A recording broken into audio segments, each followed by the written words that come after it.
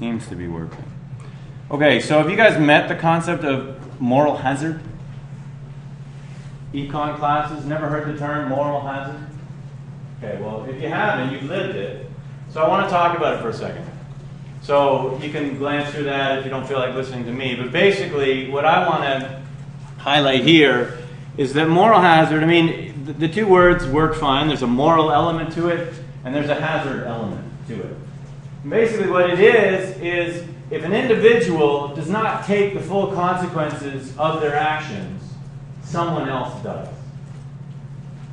So what that basically, so they use the example, this is straight from Wikipedia this morning. I decided I wanted to introduce moral hazard sitting in my office about 10 minutes ago. I said, we have to talk about this. We have to talk about it. I don't want to talk about it, but we have to.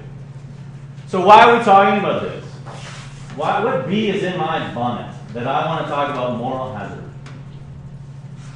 Anybody? Nick?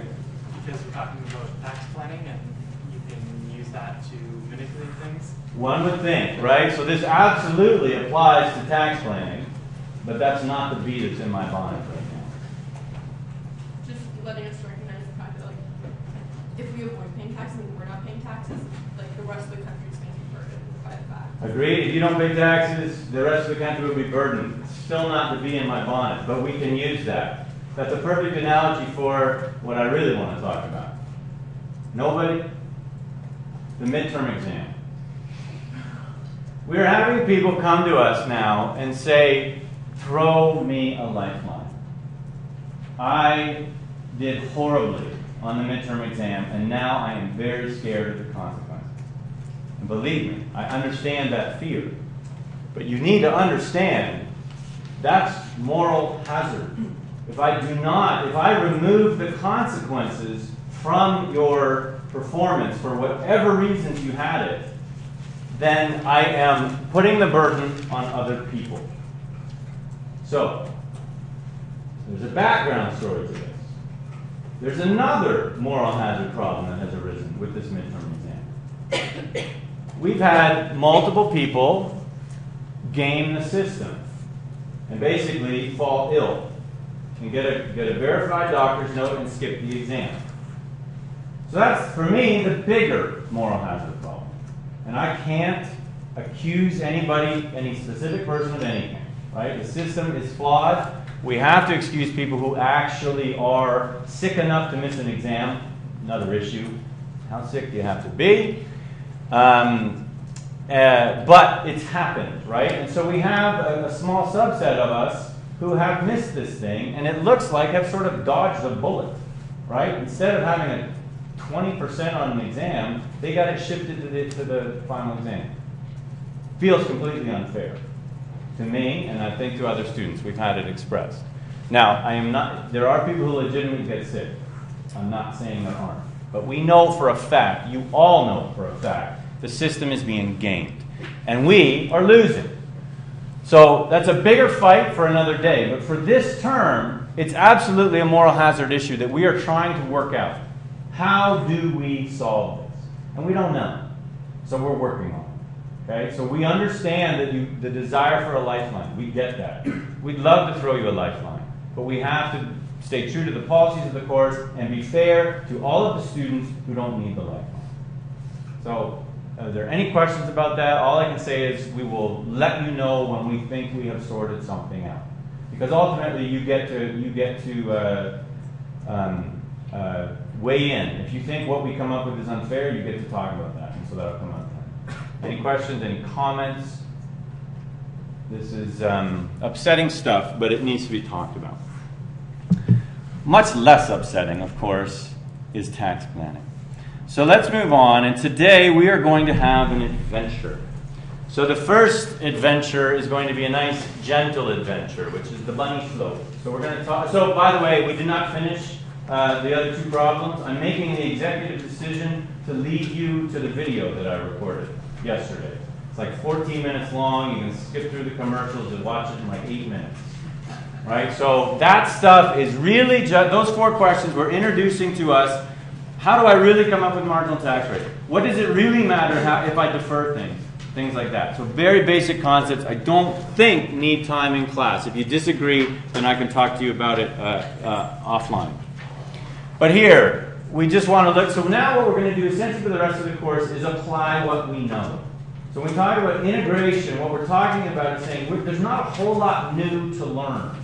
But what we do want to learn, do want to go back and apply, or do want to do is go back and apply what we know. So we have thought that we're going to look at these two problems that we have today, and we're going to spend more time than we otherwise would. Because we know you all are focused on the final exam. And maximizing your opportunities on that. And so that's another thing to say. We're going to figure that out too. We're doing everything we can to think, how can we better prepare them for the final? And so stuff is coming out on that. But basically, we're going to do everything in class now to prepare you for the final exam. Not to say that you're going to get a question like this. But you'll see when we start to do this, this is review of what we know. So, this is a nice, gentle question. I hope you've read it ahead of time. I don't even really want to ask whether you have. But I hope that you have. If you haven't, you'll catch up. So, it's broken up into nice little pieces for us. Determine the after-tax cost of Nancy's current package to her present employer. So the first thing we have to do is say, okay, so we need to go back and just diagram exactly what's going on here. Nancy has been offered a job. Okay, so what we see is this is someone who's going to be choosing between A versus B. I mean, we don't know that. I do. I've read the whole question. But even just reading that, you know we have a sense of what's coming. So Cornerbrook is new, and she's currently working at a marketing agency. Okay, so this is old, or current, you may want to call it, A, B, B. So then they give us a bunch of information about her current pay package. Then they tell us a bunch of information about her new pay package. Okay? Nancy has no other sources of income, and her personal credits total $2,000. So we're giving a whole bunch of information. The marginal tax rate of the marketing agency is 31%, and the school, Cornerbrook, is tax exempt. So this is something we haven't done before. They're giving us information about multiple taxpayers. So this is integration. Oh, shoot, I stole the wrong section, but that's okay. We can come back here. So let's just diagram a little bit of what we have here. So we have Cornerbrook Academy. Hey, look at that, CA, just like you guys. And we have marketing company. And we have Nancy. Okay, and they're fighting over her. Sort of. They both want her in their employ. What do we know about these people? They have a 0% tax because they're tax exempt. So income doesn't really matter to them. That's not true. For tax purposes, it does not matter to them. It matters a lot for other purposes. And these people have a, already forgotten, 31% marginal rate. Sorry, 31% marginal rate. Okay, so as we've talked about, the marginal rate is the one that is relevant to most. We'll put most, but really for our purposes, it's the one that's relevant to decisions. If I wanted to compare, I might use an average tax rate, or we sometimes call the effective tax rate, but this is relevant to most decisions, meaning if we need a tax rate for them, first of all, it's the only one they've given us, so it's the only one we can use. But if we need one, that's what we have. And beyond that, the question is really well, we can do this as Nancy has a thought bubble coming off of her head, and she says A or B, right? Or maybe we should say C or MC, right? She's making a choice between these two things. So the question could have said, help her make the choice. But instead, it breaks it down for us. So the first thing that it asks us is, and I don't have the marked up copy, but that doesn't matter. Let me be consistent so I don't get lost. Determine the after-tax cost of Nancy's current package to her present employer. So this is the marketing company. So this is A, for the marketing company, what are they paying in after-tax dollars to keep her or to have her? So, they are paying, in the question, let's go back and flag them. They are paying her a salary, $60,000. Let's write them down one at a time. $60,000 plus they are paying, plus her employer contributes $3,000 to a defined contribution plan. So that's $3,000 out of pocket for them. So that's $3,000. Then they are provides a group accident and insurance that costs the company $4,000, costs Nancy $1,000, but right now we're concerned with what they're paying for her. And Nancy contributes $3,000 to a defined contribution plus an additional $4,000 to an RSP. So in terms of what the company is paying for her, we look like we have three things. So this is pre-tax.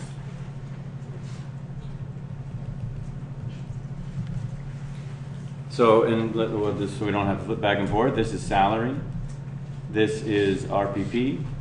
And this is insurance. So in order to get to after tax, what do we need to do?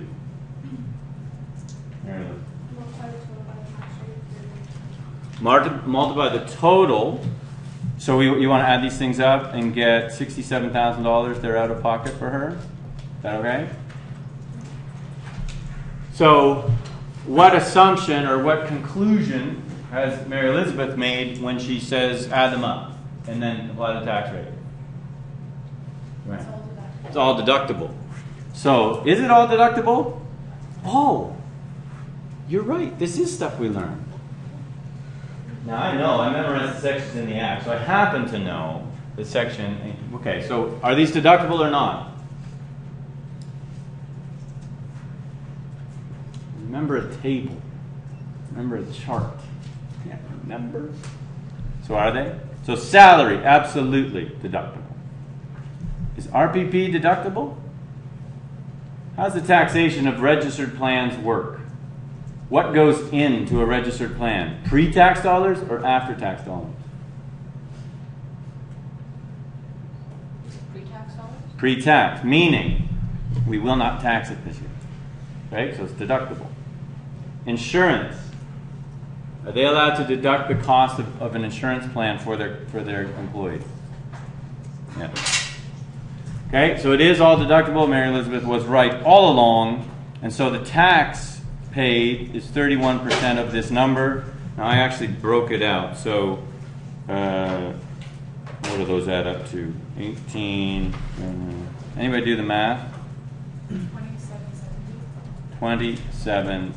Oh, 2. Oh no, it's, you must have missed a digit, right? Oh, 070? 20770. Oh, 20. Got it. 2770, like that? Thank you. Okay, and so that's the tax. So the after-tax amount is 47. No, it's not. It's 46,230. Okay, so this question in disguise is saying, do you remember what's deductible to a company? Right? 3 very simple things. Do you remember? If you do, then you can do this number. All right? B. B asks us, determine the after-tax cost of the proposed package from Corner Book Academy. So this is the cost to them. So what are they going to pay her? They are going to pay her. Let's get this. They're going to pay her. Oh, nice. They're going to give her a 50% discount on the tuition.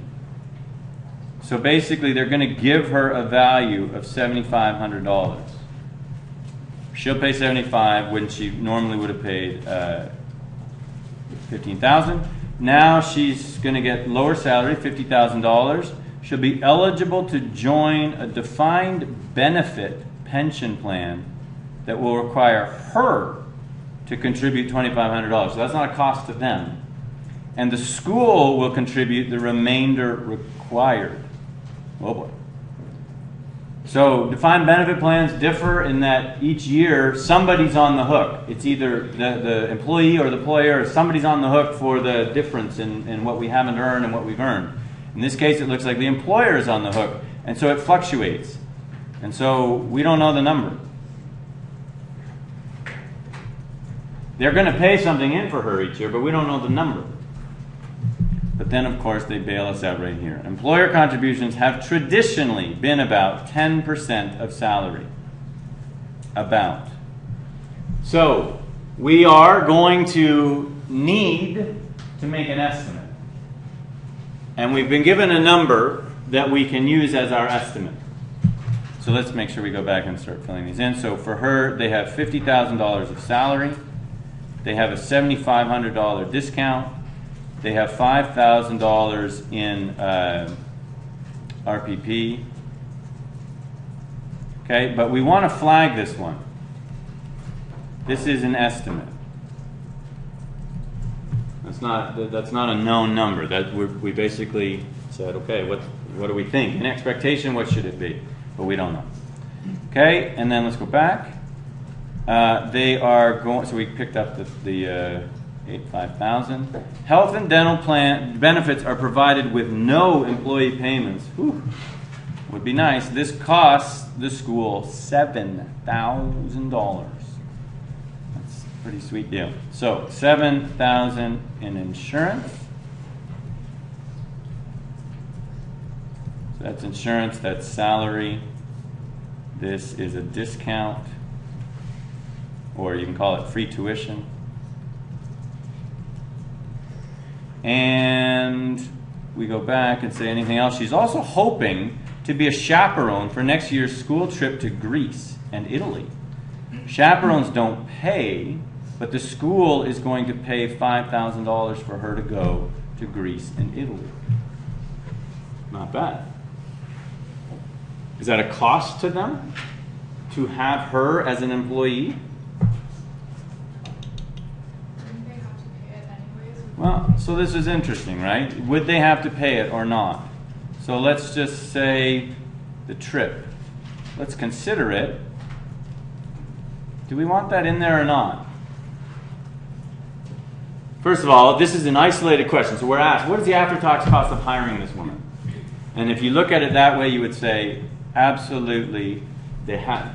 That's what's right. We don't. That's a cost that they have to bear regardless. Unless she's worked out some deal where she's first class and nobody else is, who knows? But that's not, we don't have that information, so that is not a cost of hiring her.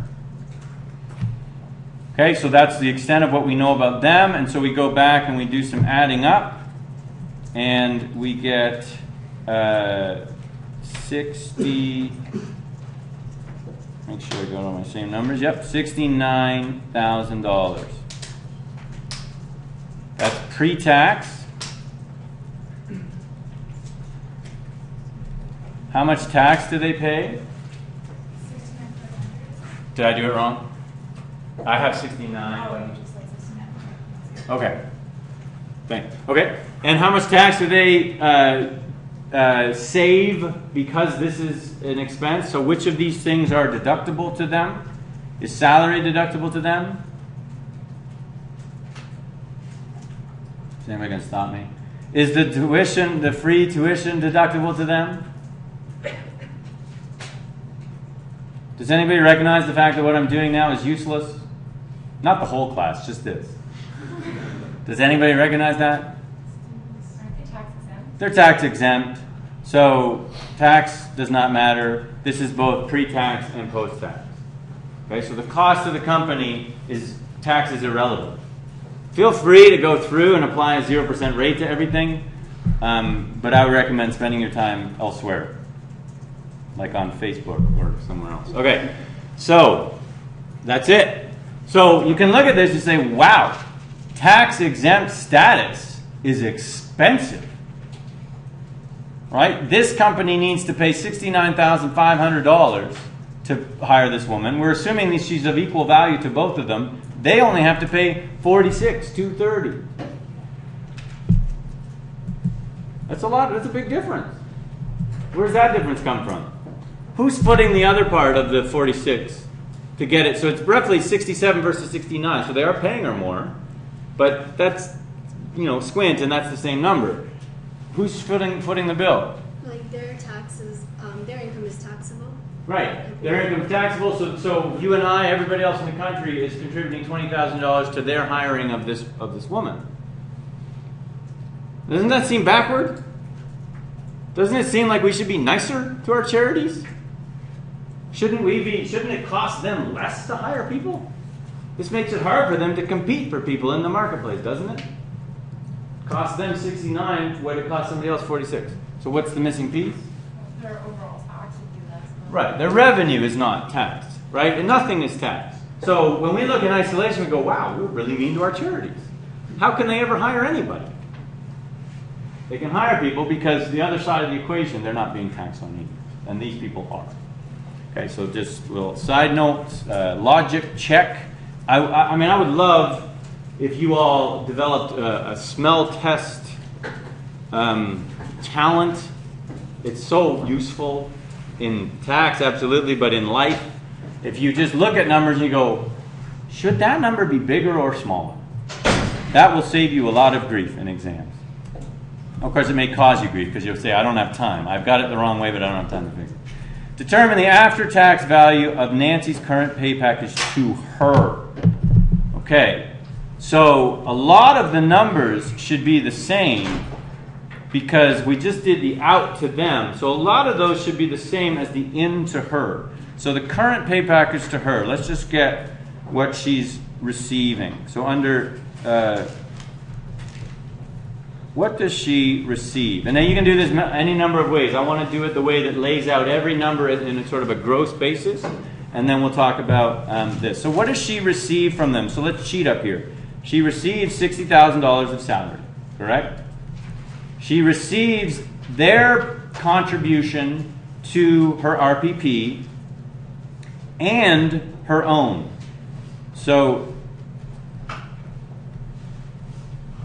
because you may not like this, but bear with me. If you prefer not to include the second 3,000, be my guest. But I think this helps to illustrate a little bit. So this is the company, and this is her. She does pay it, but she also receives the benefit of it, right? And they have made that plan available to her. The other company may say, you know what, you can only contribute. In this case, they don't do it, but in another case, they might say you can only contribute $1,000. So these two things are going to wash out, but in terms of comparing on all multiple levels, we want to have as much information available as we can. Okay, so then they also contribute to her insurance. They contribute for, I think this is the case, let me go back to the question. They contribute for, yes, and she contributes $1,000. Okay, so she gets the benefit of $5,000 worth of premiums. $1,000 of them are coming out of her pocket. Okay, and then may really not like this one, but they don't tell her to do this, but when she's in this job, she's going to contribute to an RSP. That really has nothing to do with the company. But why is it relevant? Because this must mean that she has that much room, or at least we're assuming. Whereas under this plan, it's possible in her situation that because they're contributing more, she's not going to have the room. So it could be relevant or it could not. So we're going to put this here, $5,000. RSP, this is insurance. So what we've got is, what does she get when she goes into this job? Then we ask, what does she pay to go into this job? So she obviously contributes nothing to her salary, but she contributes $3,000 to her pension plan. I didn't label this. This is RPP. So she contributes $3,000 to that. She also contributes $1,000 to her insurance. So you can see the in and the out, but bear with me. And she also contributes to, do I have the RSP number wrong? How much is she supposed to put in? 4? Sorry about that. Yeah, 4. Okay. So 4 for the RSP. So we have 60, 6, 4, and 5. Okay. So she contributes 1,000 to that, and she contributes all of this. Yeah. Sir, can you explain why her cash outflows are received, like we're saying that she's receiving her cash outflows? Like her RSP is a cash outflow, so it's not something. Right, but who's it paid to? To whose benefit is it paid? Right, but it's her money. It's her money, I agree. And whose money is it after the contribution is made? It's still her money, but it's not something that the company is giving her. Right. So what you're doing is you're voicing your opinion for you don't like the logic of what I'm doing, and that's absolutely fine. But what I'm doing is saying at the end of the day, what is in her hands? What's in her hands in this job is all of that. What the company put in, it's in her hands, or it's invested on her behalf, even though it's coming out of her. So what you're doing is saying, why am I wasting my time doing this in and out, this in and out, and this in and out? Right?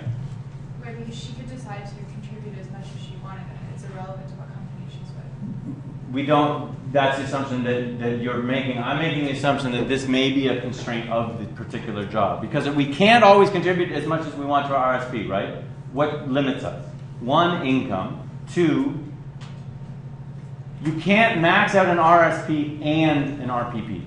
You have it's a split. So I'm assuming that the 4,000 is maybe a constraint of the job. And then the 1,000 that she's paying for insurance, she's required to do that, right? She's required to do it. So isn't that a negative? It's a negative here, but it goes from her to her. That's why I'm including them both lines. No, but if she didn't work for this company, she wouldn't have to pay that $1,000, and she hasn't been injured yet, so she's not gaining any benefit from that. So that's a net catch-up. Well, the benefit of insurance it clearly comes when we collect the benefits, but it really comes from being protected. So when she's forced to pay it, I agree. But when she's forced to pay it, it goes into her. It's into her hands. It's benefit to her. But okay, if I'm taking my $60,000 salary, Yeah. and I have to pay $1,000 of it Yeah. for an insurance Yeah. benefit, and I'm not getting benefit from that cash-wise. You are getting benefit. I'm not though. Tax is cash-based, right? So I'm not getting any cash benefit from having an insurance policy. But So now I only have $59,000. you are getting cash benefit. If you put $1,000 into an insurance plan, Yes. you better believe that you're getting $1,000 worth of value for it. Otherwise, don't pay that. But I have to. But because that's the market rate for what she's getting. But my point We have is to cut her this- salary is not $60,000, it's $59,000 because she has to pay that $1,000 premium. You can say that. So you can do this and say this 60 minus 1, that's her true salary. She's never going to see that $1,000. I agree. But that $1,000 goes into her pocket, her benefit pocket. Okay, How this, does it go into her you pocket got when it. she's paying it? You've just got to give me this one, Okay. and we'll fight it out after class if it's still not resolved. Okay, but all I'm doing here is I'm building. You want to do the lines on a cash basis on both. If you want to do that, you should end up at the same place. Here's why we're doing it this way. How much tax is paid on each of these things? So we look at this. Does she pay tax on her salary? Yes. Does she pay tax on the $3,000 that the company puts in for her?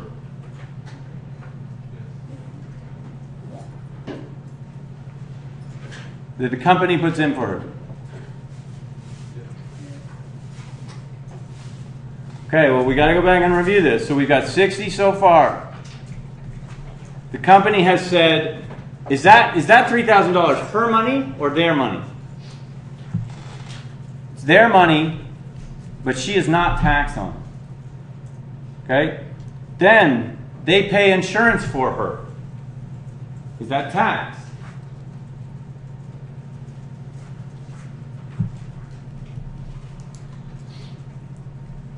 Whoops, not 40, it's 4. That'd be a heck of an insurance plan. Okay, so when we go to figure out what is her taxable, basically what we're doing here is we're figuring out what's her taxable income. So she pays tax on her salary. She gets a deduction for her input. She gets a deduction for her RSP. This insurance is not taxable to her, but it's not deductible to her. Okay, so I don't like these. Some of these numbers are the same. So make sure you get that this is this $3,000. So when we go to prepare her tax return, she reports income of she reports taxable income of $53,000. I'm not saying that there's only one way. So if you think that you could arrive at it just cash, that's absolutely fine. But what you don't want to do, I think, Joanne, is you don't want to say start with 59 here, right? That is her cash in hand, but she does not get a deduction for the $1,000 she pays. Okay, so that's why it kind of messes us up, or could mess us up a little bit. But I think you'd end up at the same place as long as you realize this is not deductible. You end up at the same place. Okay, so now we have to do a little review of how much tax does she pay on that. So how much tax does she pay on that? So anybody with an open laptop, please open Excel. And you are going to be our calculators. And we are going to agree. So I have a solution. I have my numbers prepared using, let me throw this up here, using the 2010 numbers. And I apologize for this confusion, but it was an artifact of error. So this is what you have posted. You have posted, we'll just put it on both. You have posted the 20, what's not in pen here. So the ink is 2010 brackets. Let me get it all on there. Top being federal, bottom being Ontario provincial. So what I've written in ink are just the bracket changes for 2011. Okay, our question is set in 2010. So, but we can happily move up. We just have to agree on one, and then make sure that when people go back to reconcile, they remember which year was used. So for this one, we'll use 2010. Okay. The second question we're going to use is just going to be free for all. It's going to be really fun. So, how much tax does she pay on $53,000?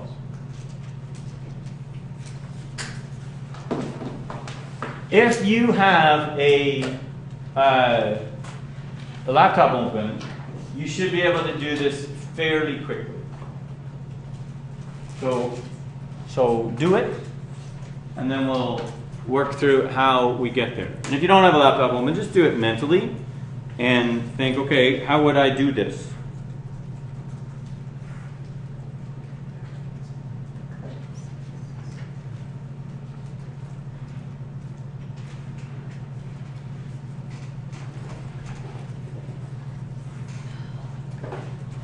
So what's her federal tax?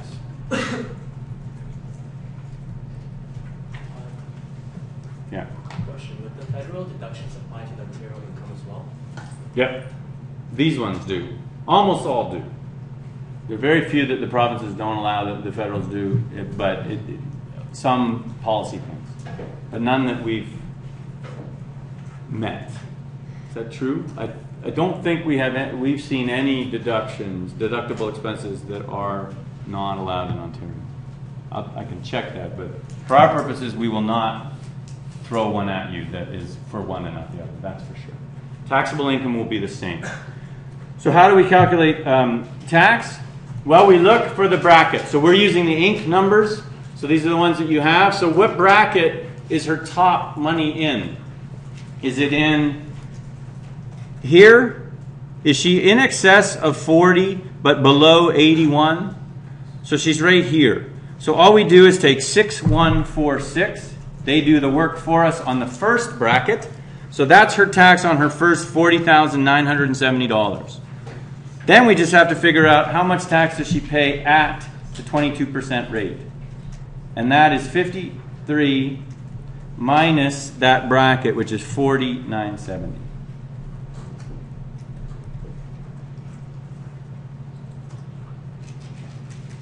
And somehow I've messed it up already.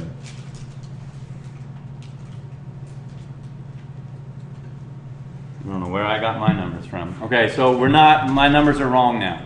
So I need your help. What does that add to, Karen? 8793. 8793. Thank you. Okay, so that's her federal tax. And then the question tells us something about her credits here. What does she have for credits? $2,000 for personal federal and $7,000. Okay, so, yeah. Oh, you are so demanding. Sorry about that. Thank you for letting me know. Okay, so there's what I went back to the question and found the credits. So for federal, this is her tax payable, but then she gets to subtract $2,000, and she ends up with 60. So these are the credits. She gets $67.93 in federal tax. Okay, provincial. What do you guys want to do? Should we split this? Let's split the screens and see how that goes. Just so we all know where these are coming from. I don't think we'll keep going back to them, but just so we know where they're coming from. So provincial, you can see these brackets do not line up at all. And there's fewer of them. So in Ontario, how much tax does she pay? Well, she looks to be in the middle bracket again. So 1874 plus 9.15%. Talk about precise. Up to 75, and she's at 53. So I just have to do 53. Oh, that's the old number, but it's up to 70. It's almost 75 again. 74 and change. 53 minus the bottom of the bracket, which is 37,106. I don't know if I did this one right. Looks like I did. But anybody have the number just to double check? Hannah? 3,329. Rounding. Okay. And I get $700 in credits for a grand total of 2,629. Okay. So we really haven't yet answered the question. So the question is, let's go back and review. The question is, determine the after-tax value of Nancy's current package to her. So now, maybe, you will see some method to my madness. So if I look at her current, what is the value of a package to her, ultimately? How are we going to express that, Julie? After-tax dollars, and are we going to? Is there going to be discounting? Are we going to think about, how our RSP is going to grow? Are we going to do anything like that? No. So we're going to be able to say we will define this word value to be what? The amount of. You go ahead. Whatever she has after paying taxes. Right. After it's all said and done, at the end of the year, how much should she? She won't actually ever have this all in her hands at once, but how much will she be up? And that will be the value to her. So let's go back and figure out how much will she be up. Well, she will have received this adds up to, if I did it right, this adds up to $75,000. Actually, let's move it over. Let's leave it there. $75,000. That's what she gets in value. 60 plus 6 plus 5 plus 4. If I'm wrong, let me know. What does she pay out? Well, first she pays in pre-tax dollars. She pays out $3,000, $1,000, and $4,000, which should be easily done in our heads, but I still check myself, and it's $8,000. Okay, so we'll put a negative on that just to be clear. So let's move this down now and create a schedule. So her ins are $75,000. Her outs are $8,000. And her tax is $67.93 plus $26.29. So we know that most of those outs are also in the ins because she paid it on her own behalf. So if you did not like my approach with the grossing on top and bottom, I'm pretty sure you'd end up at the same place. The only thing that would mess you up would be the $1,000 that's not deductible. But if you treated it right and just had $1,000 no tax relief, I think you get to the same place. So we add all of this up, and the value to her is not going to match what I have on my page. So can somebody please do it?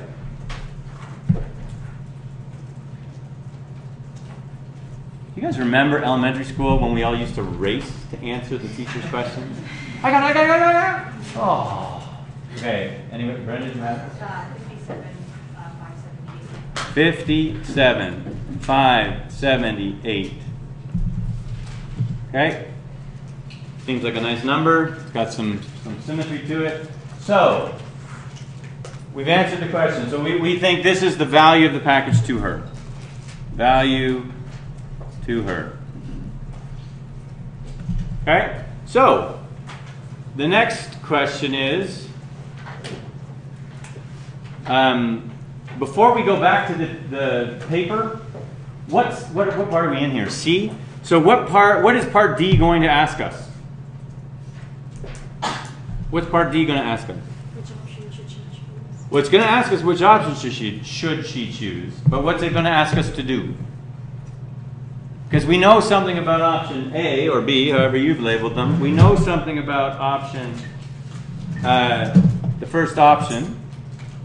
So this we've calculated the value of her current package to her, annual value. What's D going to ask us? Adrian. The value of the other one. Right? So there's going to be some repetition to be done here. And now we're going to have to say, okay, we remember that when we did A and B, these were really different. Why were they so different? Because one of them gets tax relief for their expenses and the other one does not. When we go to do C and D, do we expect them to be different? No, right? Her tax status is constant across the two options. So this will be repetitive, but repetition is a useful tool. So let's go back and say, what is the after-tax value to her? Now, I'm happy to try it the non-grossed up way if you guys want to try it. My notes have it doing it exactly the same way, I think. Do you guys want to do it that way, or do you want to try doing it on a net basis just to live a little? You really, really don't care. Okay. So D. So let's determine the value to her. So the value to her is in. She gets salary of, trust me, I'm not going to go back to the question. So she gets salary. She gets tuition. Now, again, we'd have to decide what number goes here. I think the number to go here is $15,000. That's what she's getting value of. It's up to you what you want to put there, but be consistent. RPP is $7,500, partially her, partially them. The insurance is $7,000, all them. And then we have this pesky little trip where she is getting to go to Italy and I believe it's Greece, yes? We have anybody of those descent here? Can you sell the place to it? Yes? Which is it? B? Italian, sorry. See, I'm not. Okay. Which is better, Italy or Greece? You don't care. Okay. It's uncomfortable for everybody to talk about these things. Okay, so anyway, who would like to go to Italy and Greece? If you're not raising your hand, you're either way too lazy or there's something you have against those people. But it's a great place to go. Then, who would like to spend whatever it is a week with 25 prepubescent kids? Not so much. Right? So we don't really know what we're going to do with this. But anyway, so we label this as a salary. This is tuition for her daughter, right? Not for her or her kid. I think it's a daughter. For her, this is RPP. This is insurance. And this is the trip. Okay? But depending on what you want to do with that trip, it's either a value to her or it isn't. Yeah? Just a quick question. Will she be able to claim business expense on that or deductibility to deduct it as business expense? What she pays when she's on the trip? No. What did that trip consist considered like business expense in general for her, or like No, well, so my understanding of the trip is that she will not be out of pocket a dime. In fact, she's up because she gets to go to Italy and Greece, but so she won't spend any money. But wouldn't it be like the allowance would be like the allowance for business trip? Oh, so let's be clear. Yeah, I see where you're going. The question, the situation here is she is also hoping to be the chaperones don't pay for their travel costs, but have to look after the students. The school will pay every single dime. She won't pay anything. So this is just basically an estimate of what this will cost the school for her to go. So if she does go, she would be able to claim it as a business allowance when she goes. No, because the money's not coming to her. An allowance is money that comes to me. I actually receive cash and I get to spend it how I want. That is not what's going on here. Okay, if it was, then we would have a different situation, but we don't. Okay? Please keep raising questions like that. So, we have the ins and then we have the outs. So, in order to get $15,000 of tuition, she has to pay $7,500, right? You cannot have one without the other. She also has to contribute $2,500. And Joanne and I are not going to debate that again. And then we have, she pays nothing for this, so you can just leave it blank if you want, and she pays nothing for this. So to do it consistently with the other way. So now we have to figure out, okay, so what is her taxable income? Now we have a couple of tricky things. So the couple of tricky things, so the stuff that's not hard is her salary. What else is not hard? Her contribution to her RPP, right? So that's this. What else does she pay? So she pays $7,500 for her daughter to go to school. Can she deduct that? Krista? What?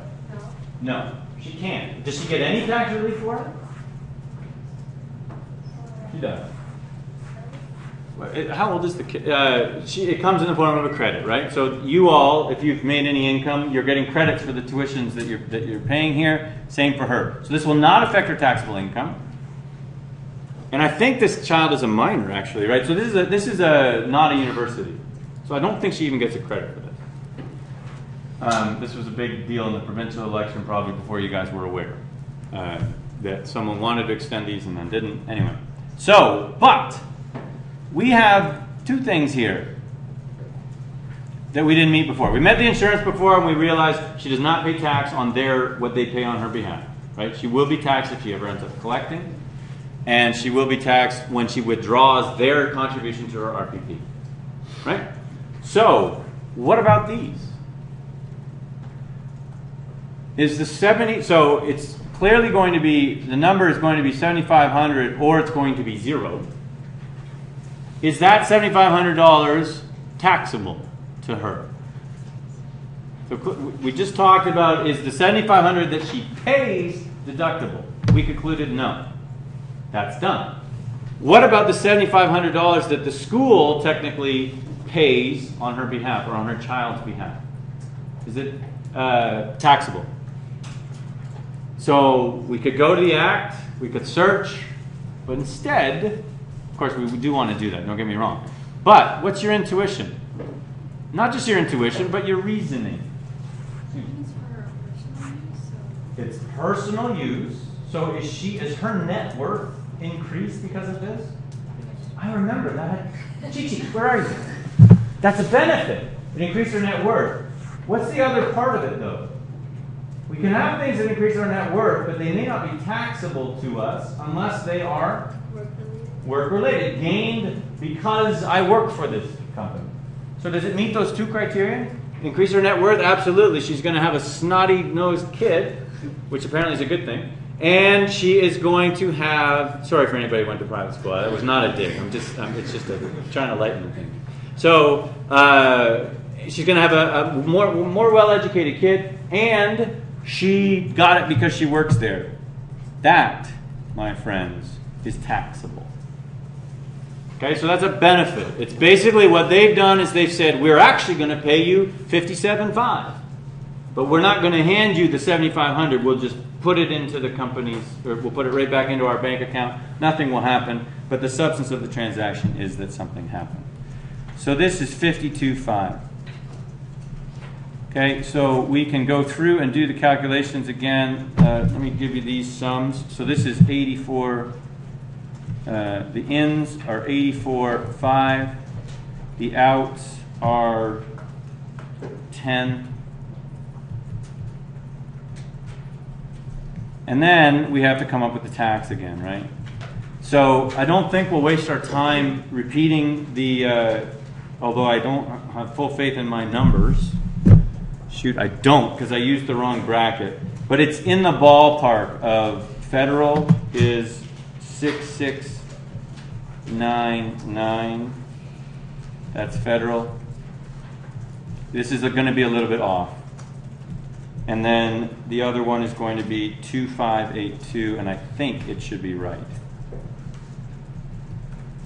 Okay, so we will end up with a number that is in the range of $65,000.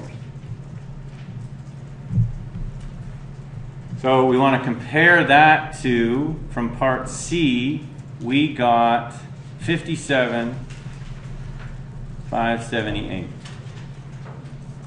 So on a pure cash basis, she's ahead if she goes to her new job. But we want to spend a little bit of time saying we are not so naive as to think that numbers always tell the truth. Right? So we do know that a couple of assumptions went into that, so we noted one of them. One of the things we noted here was that this was an estimate, and that's part of the new job. So it could be that she ends up with more or less benefit there, but that's the best that we've done. And let me just not skip ahead. So part E says, what non-monetary issues are relevant to her choice? So, what non-monetary issues are relevant to her choice? I'll keep repeating the question until somebody answers it. What non-monetary issues are relevant to Nancy's choice? Please, thank you for resting us, Angela. What is it? If she went to Corner Brook Academy, she might be closer to her daughter. Like emotionally? Like physically. Tell me about that. Might be able to take care of her daughter. Right. You're right, right? So there's clearly this personal benefit of which her daughter may like or not like. We don't know who about the daughter, but clearly that's a difference in the job. What else? The school's not for profit, which might She might get a warm glow, right? Everybody knows about the warm glow? I'm not making this up, it's a term. Right? Warm glow. I work for a not-for-profit, that makes me better than you. Yeah? There's like it's a really different job. It's currently like in marketing, and now she has to go work with the kids, right? So she might not like that. Right? So she needs to think about what she likes day to day. None of that being valued in these numbers, right? Also, what value did we put on the tuition? The money paid, right? Is the value of an education what you pay for it? It's a hot topic right now, I'm sure, but is it? Clearly it's not, right? So we're judging value by what is paid. She, I would expect, thinks she is or is getting value for her and her daughter of much higher than that amount. So that, I think, is a key consideration. Had the numbers come out the other way, she would need to think about that. Is there any other number in there that we have used a number that isn't really the value?